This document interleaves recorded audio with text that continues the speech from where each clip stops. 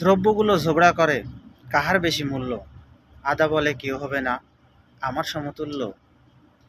আমার মূল্য ঊর্ধ্বে ওঠার গতি এতই তেজি, 2-3 লাভে হইছি আমি 300 টাকা কেজি।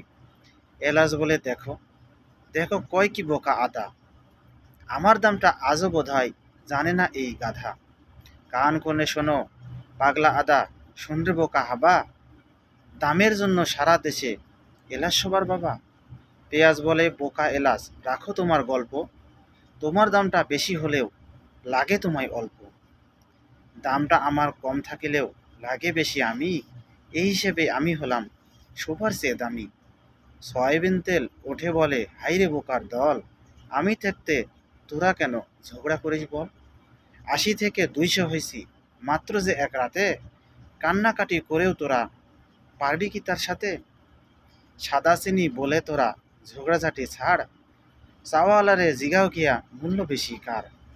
দামের জন্য আমার সাথে কেউ পারবি না, আমার ঠেলাই দেশে এখন 10 টাকা কাপসা। আড়াল থেকে মুচকি হেসে কয়সে গরুর গোস্ত, দাম নেই এই ঝগড়া বিবাদ, বাদ দে তোরা দোস্ত। গরিবদেরকে গিয়ে আমার দামটা জিজ্ঞেস কর, ওরাই কবে আমার কি দাম, আমি যে কি দর।